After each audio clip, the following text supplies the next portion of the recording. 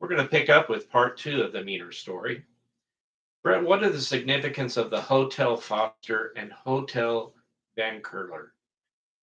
Well, thank you again for the opportunity to share this story. And the significance is that, well, as I told you a while back, a few minutes ago, that General Electric owned the place. And a little historical fact, they've invested a lot of money into the places, and that includes some of the hotels, some of the schools, etc. But for us, it was about survival. I mean, basically, we didn't have much. Dad didn't have much because of what happened to him at General Electric. And so it's almost like anything he could find, he could find. And for a while, we were on public assistance. And the interesting thing about the Hotel Van Curler is today, if you were to go to Schenectady, you would see a place called Schenectady County Community College, or it may be called SUNY, State University of New York, but it was at one time called Schenectady County Community College. Well, before that, it was also a hotel, and it had its time of great success, but it went on its downward stretch, and near the end of it, just before it was eventually bought out, our family stayed there while we were on public assistance. It was a decent hotel, but it was soon to be no longer. We also stayed at a place called the Hotel Foster. That was much more of a downtown hotel. I mean, the elevator was looked like it was from 100 years earlier. But we stayed there. Again, these were places we walked. We walked everywhere. Mom and Dad did not have a car. And might bring up the point that Mom and Dad, this is just the beginning of a long, long struggle for both Mom and Dad keeping us two boys going straight. And so it wasn't just over in 6 months. I've heard some testimonials in church where some people be put on a screen and they go, "Yeah, we were unemployed for 6 months. It was a tough stretch, but God brought us through it." I'm looking at that. Yeah, right. Try a few years, okay? Anyway, they had a tough stretch, but um, for at least a short time, I can remember walking with Mom and Dad, Brad and I walking down the street to go to get food, and that was our life for a while.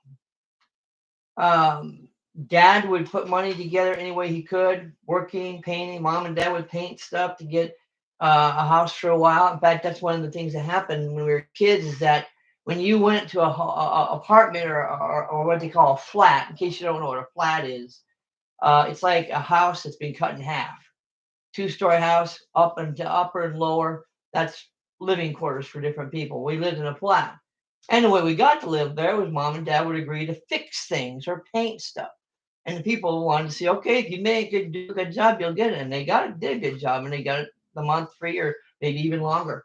And those are little things they did to keep going. Dad would do side jobs, and Mom would do other stuff to do home stuff type stuff. And so that lasted. And I would say there was a turning point. And that turning point was a place in Hudson Falls, New York. And I think I've mentioned that to you, haven't I? Uh, You mentioned there's a significant turning point. It regards the Homestead Motel and Cabins. that's right. And I appreciate you remembering that because the turning point, this was interesting because we went there the first time just to have a place to stay. And again, we did whatever we had to do to keep going. We lived in a cabin and whatever. And in case people were wondering, what Dad did was he was able to find jobs, but he also was able to work for the post office. That was one thing that was nice about it. He wasn't a regular, he was a substitute. They call him up at 5 in the morning, he'd come in and do his work. Now, the problem for that was his back. Remember that back situation. If he ever had a bad day carrying too much, he'd come home and literally look like a pretzel split. No, we had to, Brad and I would massage his back to get his back in shape. And occasionally that would cause us to be tight in money. Well, Dad worked there, and at the same time, he was doing a couple other jobs as well. I'm going to share a side story here before I go any further. It has to do with my dad and his relationship with his brothers.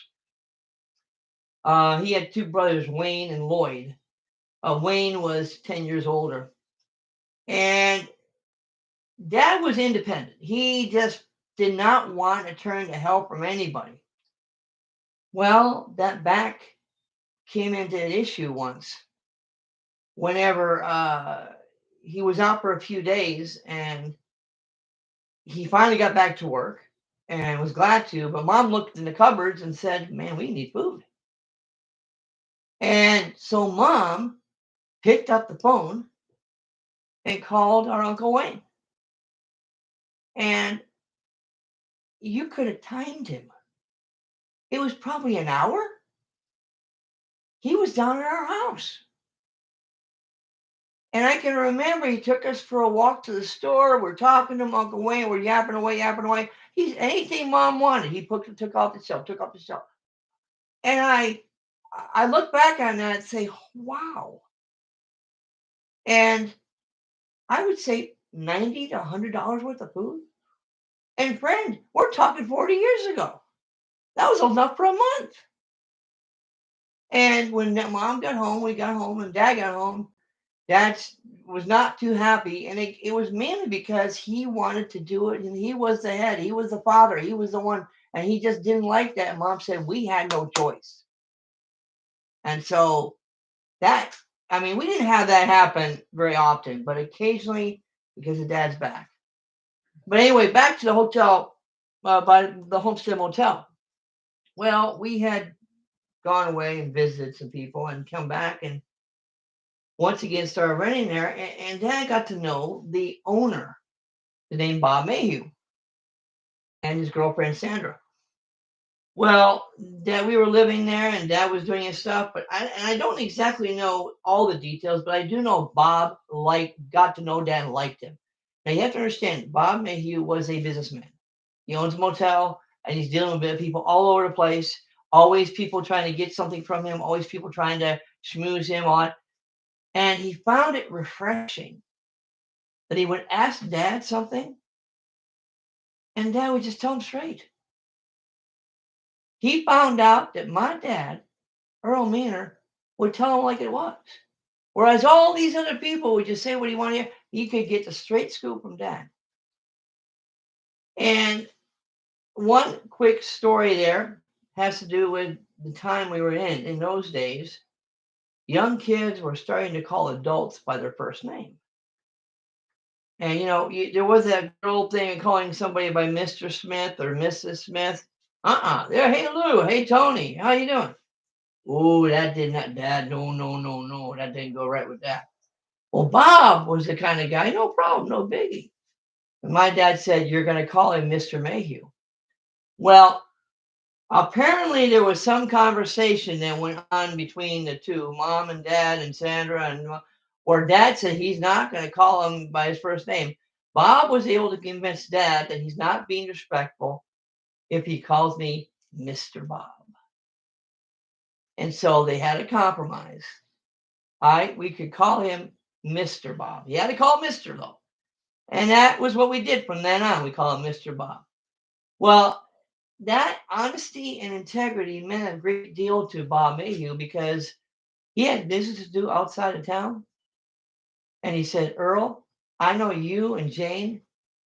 I can trust you. So he turned the keys over to them. And literally, we ran that motel for, I don't know, a year or whatever it was. And then when they came back off the business, they got the keys back and everything.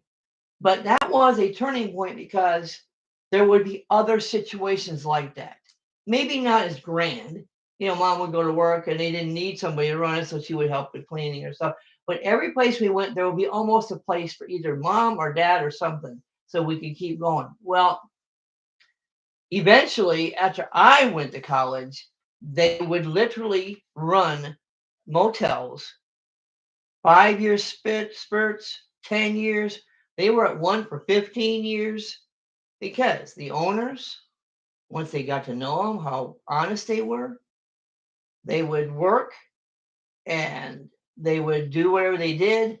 And they'd say, Earl and Jane, we trust you. Here are the keys. And they'd go off for 6 months. And mom and dad would run the place. I mean, that happened at least 3 different places.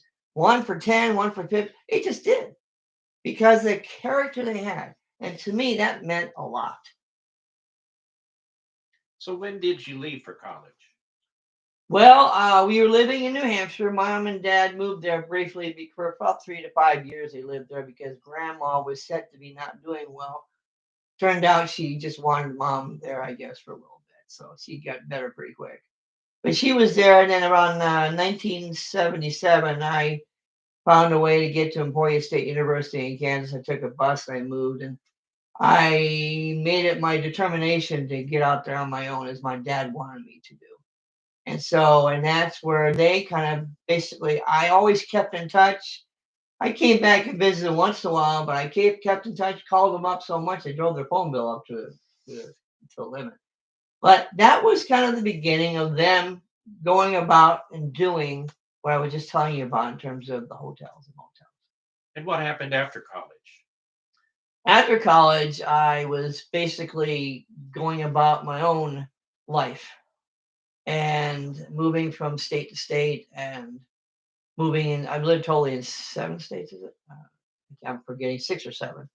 But that's kind of what happened for me. And I had well, I know I was wanting to go. I didn't know if I wanted to go back or not because dad made it very clear you come back, you know the rules. And I knew the rules. And the rules in the Meanor household were very strict. You had to ask permission for everything. And again, I don't fault my dad. I know exactly why he did. He told me very plainly, I am doing this because I want you on your own.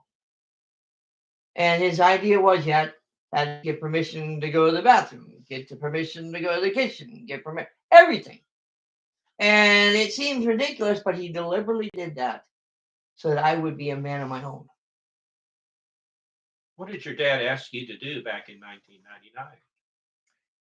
In 1999, I had a new job in California. And I said, I'm going to spend a few bucks and go visit my parents for a few days. And I went, and there's a story I'll have to tell you about afterwards. But I went, and we were there for a few days, and I was one of these kind of guys that wanted to go see stuff. And I got permission. Dad gave me direct. I went down to see my old high school, Lake George High School. And I had a book I'd written. I gave it to the library. I don't know if it ever did anything with it, but I gave it to him. And then asked Dad, I said, Dad, where's Grandpa Meanor buried? And he gave me directions to the plot. So I went to see Grandpa Meanor's spot. And then on one night I said, Dad, where does Rita live? Aunt Rita, where did they live? And he said, well, let's go for a ride. We went for a ride, and we're looking for Aunt Rita's house. Turned out to be, I'm a little kid. I'm thinking it's a gigantic, big, humongous thing. We go by it. It looks like a tiny little cabin. I just cannot believe it looks so small. I said, are you sure that's her house? But as we're driving along, my dad says to me, he says, son, I don't know how much longer I've got. But when I'm gone, I want you to take care of your mom and dad for me, or your mom and brother for me. I'm like, oh my gosh. Dad, I'm in California. I love it there. Why would I want? But I knew that when Dad said something, it wasn't a matter of whether you debate. You knew that was what was going to happen. So that was what happened. He told me very clearly he wanted me to take care of Mom and Brad. They were gone. He was gone. All right, that'll conclude our part 2, and we'll resume with part 3 momentarily. Thank you.